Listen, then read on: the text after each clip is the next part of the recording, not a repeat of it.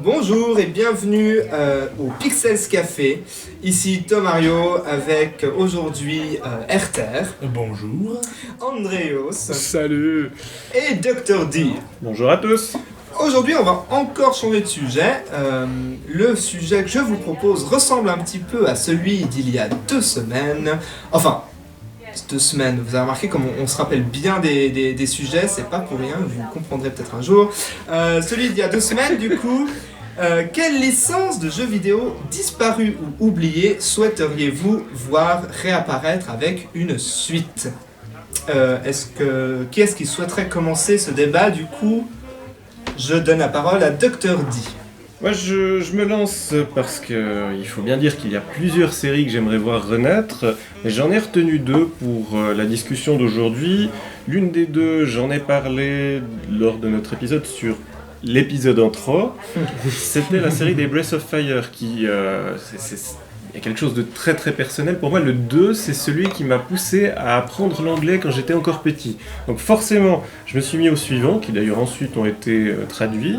Et d'un coup, je suis tombé sur le 5 qui était pas bon et qui a littéralement tué la série. Il y a un 6e opus qui est prévu sur tablette, mais on n'en entend plus tellement parler, et malheureusement... Comment se fait-il qu'une des séries phares, le gros jeu de rôle de Capcom, ait complètement disparu avec l'avènement des nouvelles consoles, alors que franchement c'était un truc qui se vendait? J'ai juste une petite question. Est-ce qu'il y a quelqu'un autour de la table, à part Dr. D, qui connaît cette série ? Parce que moi, c'est vraiment... je peux pas en discuter parce que je la connais pas du tout. Et j'avoue que non. Alors, moi j'ai entendu parler de la série, mais c'est vrai que j'ai jamais joué. Jamais. Ah, c'est terrible. Alors, pour la petite histoire, trop vieux. C'est une série qui a commencé avec une collaboration entre Capcom et Square à l'époque pour faire un JRPG vraiment tout à fait classique. Il était même carrément ennuyeux.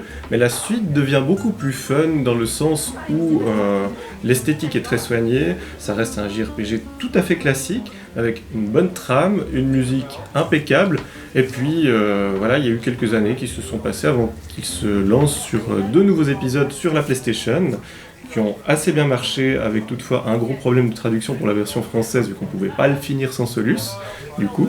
Et sinon, c'est une série qui a connu son 5e épisode sur la PS2, après quoi, rien du tout pendant toutes ces années. C'est quand même malheureux. Ok, triste. Bah, tu parles de JRPG, alors moi j'en profite, je saute vraiment sur l'occasion là tout de suite. Moi, c'est mon jeu préféré de tous les temps. Il n'y a jamais un jeu que j'ai autant aimé de toute ma vie. S'il vous plaît, faites-moi un 2e Chrono Trigger. 3e. Non, mais Chrono Cross, on va pas le compter, s'il vous plaît. Je veux pas en entendre parler.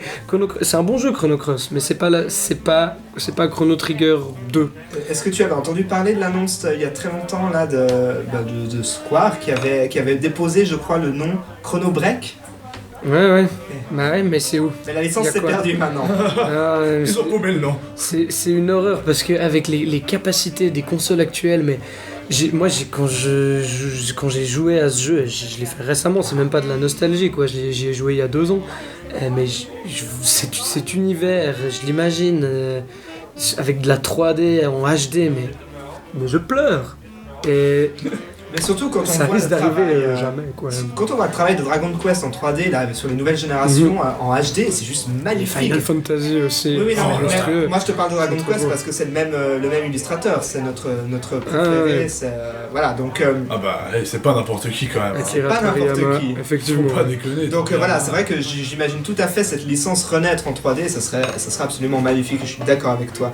Si on parle d'un autre RPG, JRPG même, on peut le dire, il y a un jeu que moi j'aimerais absolument voir revenir, et c'est pas par nostalgie non plus, tout simplement parce que j'ai pas beaucoup joué, voire pas du tout joué au premier, mais c'était les Earthbound et Mother. Mais justement, pourquoi j'aimerais voir revenir cette série ?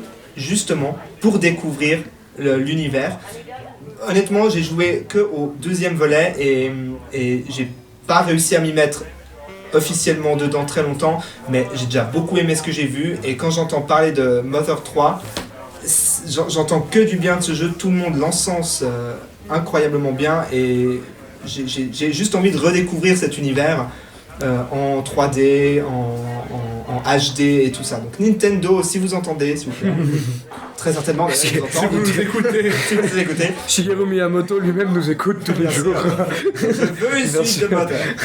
Alors, je profite de rebondir là-dessus parce qu'effectivement, moi, c'était aussi l'une des séries qui m'était revenu en mémoire quand on a lancé le sujet, c'est effectivement Earthbound, Mother, enfin c'est vraiment des RPG que j'ai trouvé assez géniaux, une histoire vraiment intéressante, qui pose beaucoup de questions en plus, dans le contenu disons est très sérieux, hein, malgré les graphismes enfantins, etc. C'est quand même, il y a d'énormes questions de société qui sont posées. Hein, Surtout le 3, je crois. Surtout le 3, effectivement. L'épisode dont Lucas est le héros, là c'est celui qui a justement été le plus à la fois controversé et intéressant parce que c'était ça posait beaucoup de questions sur la violence policière, sur la prostitution, etc. Même des thèmes très intéressants. Et je pense que c'est Relevé différemment que dans GTA, j'imagine. oui, alors effectivement, c'est une autre manière de faire. Et puis, je pense que ce serait une série qui mériterait de revenir un peu sur le devant de la scène. D'autre part, parce que Ness et Lucas sont toujours des personnages d'actualité, vu qu'ils apparaissent encore une fois dans Super Smash Bros. Donc, c'est des personnages que tout le monde connaît. Pas forcément justement pour leur série d'origine, mais pour leur apparition dans Super Smash Bros. Donc, ce serait intéressant.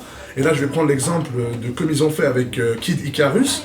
Hein, de faire renaître cette série. Donc ils ont fait Kid Icarus Uprising il y a quelques années, qui a d'ailleurs très bien marché. Hein. Ça a été un jeu intéressant. Alors c'est un jeu complètement différent de la série de base, mais qui était vraiment fun et vraiment sympa, où ils ont vraiment insufflé un nouveau souffle à ce personnage de Pete. Beaucoup d'humour dans le jeu, hein. D'ailleurs le jeu est vraiment plaisant. Et puis ce serait intéressant qu'ils le fassent justement avec ces personnages de Ness et Lucas. Alors après, sur la façon de le faire, est-ce qu'on veut le revoir en 3D, en HD? Est-ce qu'on aimerait plutôt un jeu en pixel art? Là, ce serait une question intéressante à poser, hein, sur comment ils veulent reprendre, comment ils voudraient, parce que est-ce qu'ils vont le faire un jour, je ne sais pas, mais comment est-ce qu'ils voudraient reprendre l'esthétique de ces jeux. Et puis je profite de placer aussi un autre jeu que j'aimerais beaucoup voir revenir sur le devant de la scène. Je prends l'exemple de ce dont on a parlé effectivement avec les jeux de trop. Il y a 2 semaines. C'était les New Super Mario Bros. On se disait oui, c'est vrai que c'est quelque chose d'intéressant, mais on se disait ils sont pas tellement renouvelés avec ça. Et je pense qu'une manière intéressante de renouveler ça, ce serait non pas de faire un New Super Mario, un énième New Super Mario Bros, mais de faire un New Wario Land. Parce que ça, c'est des jeux que j'ai vraiment beaucoup aimé. Wario Land proposait une base qui était similaire à Mario Bros, à Mario Land, mais un gameplay différent, avec un humour différent, propre à Wario, avec un monde beaucoup plus déjanté, hein, basé sur d'autres valeurs, les valeurs de Wario, hein, qui sont celles de l'argent. Je sais qu'ils avaient repris, et de l'ail, hein, ça ils ont repris sur Nintendo GameCube d'ailleurs, un jeu propre à Wario. Terrible. Plus récemment, ils ont sorti sur Wii, il me semble, aussi, de Shake Dimension. Voilà, Shake Dimension aussi sur Wii. Qui était pas mal, hein, à part ça. Ouais, il était pas mal, mais c'est vrai que c'était pas Wario Land, disons, ça marchait pas de la même manière. Alors du coup, moi je pense que c'est une série qui pourrait encore réapparaître. Bon, j'ai plus espoir que ça réapparaisse vu qu'ils en ont fait un épisode sur Wii et sur GameCube. Je pense que ça... Wario est encore un personnage extrêmement utilisé, donc ça aura plus de chances que revenir que peut-être un Earthbound. Mais je pense que c'est une série qui serait intéressante de revoir, de devoir refaire surface. Je ne sais pas si vous avez d'autres jeux que vous aimeriez revoir. Moi j'en ai plein, personnellement, mais je sais pas si, comme j'ai beaucoup parlé, peut-être Dr. D. Très volontiers. Oui, alors, il y a une autre grosse série, vraiment, c'est une licence absolument monstrueuse en termes de séries parallèles. D'ailleurs, j'en ai parlé dans un article il y a quelques mois de ça. C'est la série des Megaman. Alors, elle est pas encore Capcom. Capcom. Ça suffit maintenant. Capcom fanboy. Je suis pas que pro Capcom, mais typiquement Capcom a fait des très bonnes choses du temps de la NES, que ce soit avec Megaman ou avec les adaptations de jeux Disney qui sont tous excellents, hein, Tout à fait. Et en l'occurrence, en ce qui concerne Megaman, il y a une série parallèle qui est la toute première qu'ils ont faite, qui était Megaman X, qui était la version encore plus rageuse du jeu, avec une bande son mais juste incroyable, de nouveau quelque chose de très il faut vraiment aller écouter ça si vous connaissez pas. Et ça fait quelques années, de nouveau, ils se sont arrêtés avec la PS2, malheureusement, à un 8e épisode, alors que je pense essentiellement pour des raisons de direction, de changement à la tête de Capcom, ils ont un peu lâché ce projet qui, pour autant, c'est des jeux qui sont assez simples à créer, qui coûtent pas cher, mais qui apportent beaucoup de plaisir. Tout à fait. Ouais, c'est vrai, c'est vrai. Moi, je l'avais annoncé il y a 2 semaines, je veux pousser de nouveau mon coup de gueule à propos de la série Crash Bandicoot. Je veux un nouvel épisode de Crash Bandicoot, mais revenez aux origines, reprenez le design des premiers jeux, l'humour des premiers jeux, redonnez tout ça à Naughty Dog qui va en faire quelque chose d'incroyable. Et voilà, je sais pas si vous avez joué à Crash Bandicoot. Un petit peu, Pas oui. beaucoup, mais... Un petit peu, surtout Crash Team Racing. Très bon jeu, ça. Qui rivalisait assez bien avec Mario Kart, je trouve, Ah oui, à cette époque-là. C'était bon. Moi, j'avais pas de console Sony, mais je jouais beaucoup chez des potes au jeu Crash Bandicoot. Et c'est vrai que l'univers, le personnage est complètement fou et déjanté. C'est assez cool. Et il y avait un univers à exploiter qui serait intéressant de voir revenir. Tout à fait. Moi j'ai un autre univers, alors je vous avoue que là je vous pose la question hein, parce que c'est une série que j'ai beaucoup aimée et qui me tient quand même pas mal à cœur, c'est Jak and Daxter, qui est une série qui me plaît beaucoup et ils avaient fait des épisodes très intéressants. Jak 3 est particulièrement cool je trouve, et je sais pas tellement s'ils ont prévu d'en refaire. Pas comme ça, il me semble pas d'ailleurs, et c'est dommage parce que je trouve que c'est une série qui a pas mal gagné en maturité hein, au sein des épisodes. Jak 3 est nettement plus sombre que les autres épisodes de la série, et je trouve que c'est une série qui était vraiment intéressante, hein, qui faisait un petit peu l'écho à Ratchet & Clank, hein, c'est un peu ces séries des binômes on va dire, mais je dois dire que Jak and Daxter c'était vraiment une série qui m'a beaucoup touché et que j'ai trouvé très intéressante, très chouette, où ils ont su quand même bien exploiter la licence, et d'ailleurs j'ai quand même l'espoir qu'ils nous refassent un petit Jak and Daxter encore plus sympathique en utilisant aussi un peu les nouvelles technologies en termes de graphisme, hein, voilà, de vraiment aller un petit peu plus loin là-dedans, mais cette fois-ci, dites-moi si je me trompe, mais cette fois-ci par contre la licence appartient toujours à Naughty Dog. Je crois que oui. C'est juste, hein. Donc là ils peuvent en faire quelque chose. Là ils peuvent en faire quelque chose, c'est pour ça que j'ai espoir qu'ils en fassent peut-être quelque chose après. Ouais. Alors après, là je parle vraiment sans savoir s'ils ont déjà lancé un projet ou autre, mais c'est vrai que j'ai l'espoir que ça... En tout cas, s'il y a un projet lancé, nous on n'est pas au courant, voilà. Ça c'est sûr. Mais je rebondis sur les duos célèbres, il y a aussi une série, on en a déjà parlé il y a 2 semaines encore, j'en ai déjà parlé il y a 2 semaines, c'est Banjo et Kazooie, que j'aimerais vraiment voir revenir dans une aventure aussi. On a beaucoup de jeux de plateforme comme ça qui nous marquent, enfin moi qui me marquent beaucoup, que j'aimerais voir revenir. Mais il y a encore un autre jeu qui est là, encore une fois, Nintendo, si vous nous entendez, faites quelque chose. Je crois qu'on est tous assez d'accord là-dessus, c'est un nouveau F-Zero s'il vous plaît. C'est sûr, avec les graphismes qu'on a maintenant, imaginez un F-Zero, mais depuis déjà F-Zero... on avait quoi, F-Zero GX, c'est le dernier qui est sorti. Et qui était incroyable. Qui était juste génial ici. Mais alors là, imaginez avec les capacités qu'on a maintenant de voir ce que donnerait un nouveau F-Zero. Mais d'ailleurs, dans le Nintendo Land là, qu'ils ont sorti avec le lancement de la Wii U, une espèce de mini-jeu F-Zero qui est sympa, qui est assez cool et puis qui montre surtout graphiquement ce que ça pourrait donner un petit peu. C'est vraiment un petit volet, une petite fenêtre là-dessus, et c'est presque salaud de donner envie comme ça, je trouve. C'est comme le de Mario Kart. C'est ça. Non mais tu vois qu'ils veulent, enfin, ils veulent nous montrer que cette licence existe encore, et puis voilà, mon Captain Falcon très joué sur la scène compétitive en plus dans Smash Bros. Du coup, je pense que ça va se faire. Moi j'y crois. Ça viendra de toute façon. Mais pour rester sur Nintendo, typiquement, il y a une licence que j'ai pas vue depuis un certain temps qui me manque beaucoup, d'autant qu'elle avait comme originalité d'avoir une héroïne qui était pas là juste pour les graphismes et pour le plaisir des yeux de certains joueurs, comme ça a été une dérive assez nette il y a quelques années. C'est Metroid. Metroid, c'est des jeux qui ont bien marché sur la 2D et qui, franchement, ont assez bien vécu leur passage à la 3D, avec même un retour en 2D et demi avec l'opus Over M, qui était aussi intéressant parce que cette phase qu'on introduisait, même si le gameplay peut être discutable, c'était la dimension psychologique du personnage. Et alors ça, j'ai bien aimé. Et j'aime bien l'idée qu'ils expérimentent encore des choses avec cette chère Samus, tout en sachant que, je sais pas si Nintendo nous entend, mais ils nous font de bonnes surprises. Par exemple avec Star Fox qui revient alors que ça fait des années. Il y a un Metroid. Enfin bon, tu me diras. Ah non, tu me diras, c'est pas vraiment. Enfin, en tout cas, il y aura pas Samus dedans, quoi. Mais il y a un prochain titre Metroid qui va sortir sur 3DS. Fédération Force, ouais. Fédération Force. Donc ça non plus, c'est pas un truc qui est forcément mort. Et je pense que ça risque de tuer la série. Est-ce qu'on reviendra du sur coup, on refait l'épisode de trop d'il y a 2 semaines, dans 6 mois, et puis on pourra citer Fédération Force.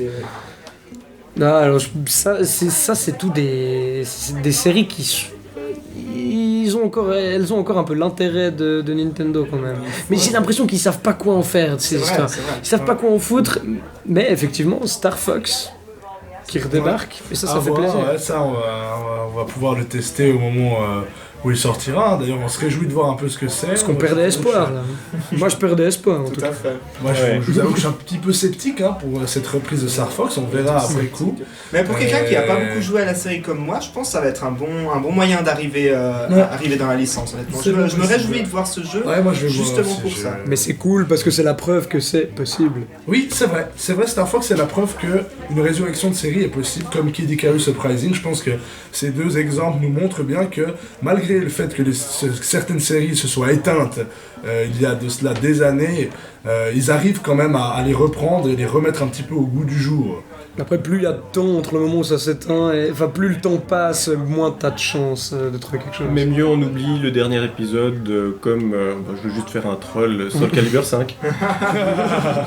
Bon. Effectivement. À part ça, moi je voulais juste parler d'un ovni du jeu vidéo que je suis pas sûr que quelqu'un connaisse autour de cette table, mais j'ai adoré ce jeu, j'ai adoré sa suite, un peu moins bien. Je veux parler d'un jeu qui s'appelle Tombi. Ah oui. Ah, ça me fait plaisir. Ça me fait plaisir, il y a quelqu'un qui le connaît. Aucune idée. Pour vous situer un peu le personnage, c'est un espèce de Tarzan, un gamin qui vit dans qui est sauvage. Et c'est une petite aventure un peu étrange. Il a les cheveux roses, faut le préciser quand même. Et c'est une aventure un peu étrange, mais qui est incroyablement bien ficelée, qui est très agréable à jouer. Et ça, c'est vraiment un jeu que j'aimerais voir revenir, malgré... Je me fais pas trop d'espoir, en gros, mais c'est vrai que j'aimerais voir ce jeu revenir. Alors moi, je te laisse la parole, j'ai aussi une idée. Ouais, alors, quand même, c'est un truc à savoir pour les gens qui n'auraient pas connu ces 2 jeux, il est encore possible de les trouver sur le PlayStation... PlayStation Store. Ouais, je savais pas ça. Il était disponible dans les versions américaines, donc il faut se créer un compte US, c'est casse-pied. Mais typiquement, on le trouve sous le nom de Tomba. Ah, ok. Très bien. Non, mais googlez-le si vous avez du temps. L'esthétique est très étrange, c'est très Japon, mais le jeu est vraiment très plaisant. Et c'est à mourir de rire. Et c'est très drôle, en effet. Et ben ça m'a fait penser justement des jeux à mourir de rire. On va finir peut-être là-dessus, mais c'est vrai que un jeu que j'aimerais bien voir revenir sous sa forme, je dis bien sous sa forme, sous une forme qu'il a quittée depuis un petit moment, c'est Rayman. Parce que Rayman, moi, alors je suis un énorme fan de la licence. Pour moi, Rayman 3, Hoodlum Havoc, qui est sorti sur PS2 et sur GameCube, est juste le meilleur, rempli de... Moi j'adore, moi c'est personnellement celui que j'ai le plus apprécié. Tu vas faire couler le vent. Ah ouais, certainement, et je vous emmerde.